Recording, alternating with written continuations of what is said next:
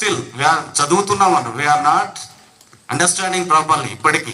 So that is the greatness of the human mind and mind power. So use the mind in proper manner. ఇక్కడే ఈ చిన్న వయసులోనే ఆడుతూ పాడుతూ ఏం చేయాలి మీరు? భవిష్యత్తు గురించి, భూమి గురించి, ఆకాశం గురించి, చంద్రుడి గురించి, ఇతర గ్రహాల గురించి ఆలోచించండి. In the same way be a good citizen, be a good child. ఈ రోజులలో అతి పెద్ద సమస్య ఏంటి?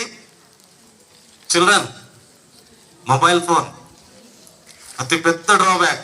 It is innovated for the knowledge, innovated for the convenience of the human life. But it is a danger and danger స్టేజ్కి వెళ్ళిపోతుంది. Danger stage లో పిల్లల్లో చాలా మందికి ఇప్పటికీ నర్వస్ ప్రాబ్లమ్స్, తర్వాత హెడేక్ ఇవన్నీ వస్తున్నాయి, స్పైన్ ప్రాబ్లమ్స్ వస్తున్నాయి.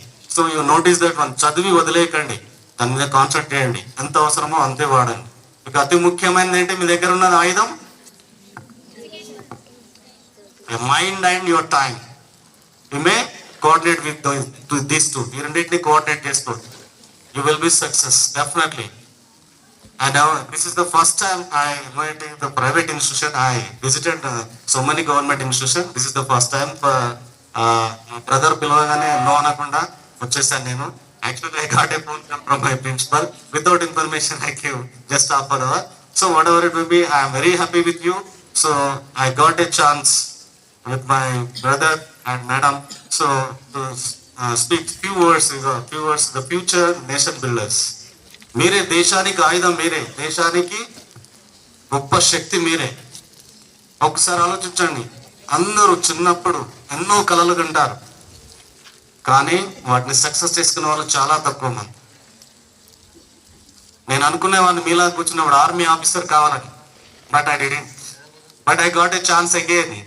ఎందుకు? I have a interest on that field. After 10 years తర్వాత సర్వీస్ చేసిన తర్వాత ఐ గాట్ ఏ ఛాన్స్. ఇప్పుడు I proudly saying I'm an officer, NCC officer. I trained 30 cadets of my cadets in Indian Army.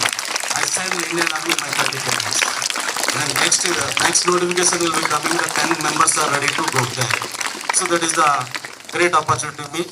So నేను అక్కడ వెళ్తే ఒక్కరినే వెళ్ళేవాడిని, ఆర్మీలో ఉండేవాడిని, ఆర్మీ ఆఫీసర్ అయ్యేవాడిని, దేశానికి సేవను ఒక్కరినే చేసేవాడిని. అది మిస్ అయింది కాబట్టి ఐ గాట్ అదర్. ఇప్పుడు 30 మంది, 100 మందిని ఆర్మీకి పంపించాలని నా టార్గెట్.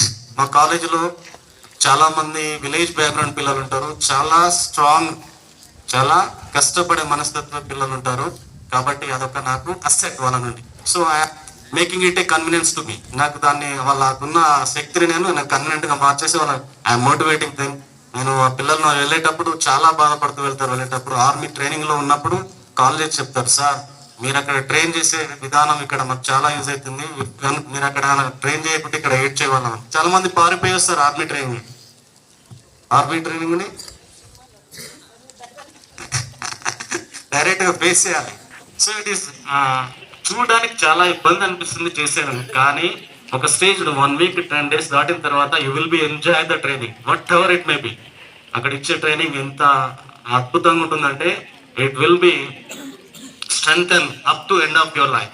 మీ మైండ్ కానీ మీ బాడీని కానీ మీ జీవిత చివరి ఎండింగ్ వరకు మీకు బాగా కావాల్సిన ధైర్యాన్ని, తర్వాత శక్తిని ఇవ్వడం జరుగుతుంది. సో మై డియర్ కిడ్స్, చాలా ఒక గుడ్ సిటిజన్ గా you should be good citizen. ఎలా ఉండాలంటే దేశానికి, మాతృభూమికి, తల్లిదండ్రులకు, తర్వాత మీ గురువులకు, తర్వాత మీ ప్రాంతానికి, మీ లొకాలిటీకి పేరు తీసుకొచ్చే విధంగా ఎదగాలని కోరుకుంటూ, ఆశిస్తూ, మిమ్మల్ని అందరినీ దీవిస్తూ, ప్లస్ ఈ ప్రోగ్రామ్ లో జాయిన్ అయిన పిల్లల్ని ప్రత్యేకంగా అభినందిస్తున్నాను. వాళ్ళ పేరెంట్స్ కూడా అభినందిస్తున్నాను.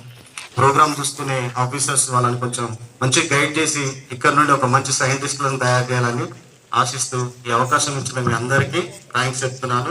జై హింద్.